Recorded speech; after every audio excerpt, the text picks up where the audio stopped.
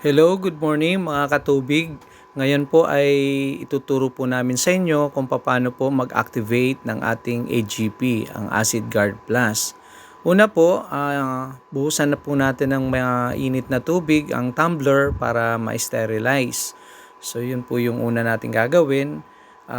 Si tumbler po, specially made po ito para sa ating bato na meron po siyang infuser dyan sa loob ng bottle. Okay. So, ang kagandahan po nito kasi ang iba po kasi yung AGP ay nilalagay lang sa container or sa tumbler. It so happen na kapag nagkikiskisan po yung mga bato ay lumalabo po yung tubig at madaling maubos. Yan po yung ating Acid Guard Plus.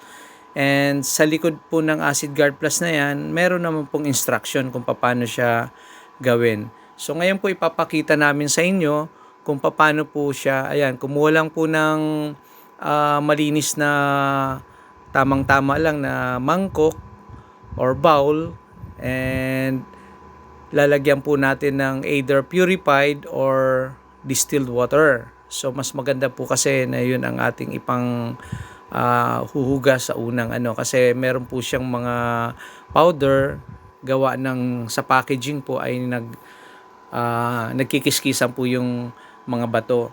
Okay. So at least i-ano mo po siya ng ilang minutes. And mag-prepare na po tayo ng mainit na tubig ng purified or distilled water. Okay.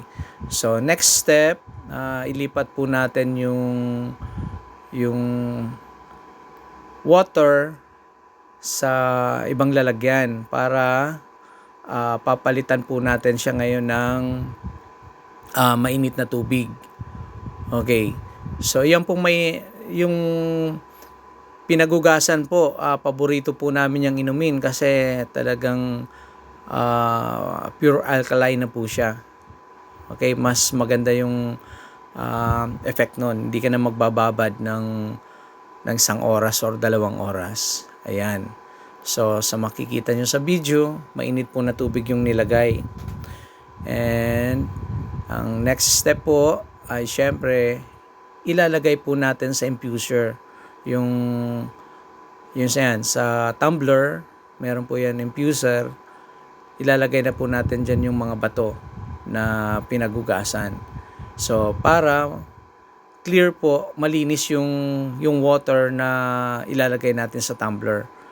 And it will long last for about 3 to 4 years. Maabot pa nga yan ng 5 taon. Depende po sa paggamit natin. Okay. So, ganun po yung kaganda ng ating AGP or yung Acid Guard Plus. So, ito po ay backup po tayo ng laboratory test ng Department of Science and Technology.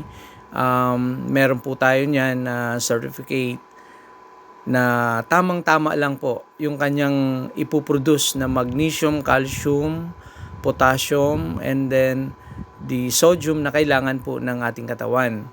And after na mababad po natin for pag-distilled po, 1 hour onward, na po siya, converted na po siya sa alkaline. Kapag purified naman po, at least 2 hours and above ang ating babaran yan. Ayan, ang ganda po ng result.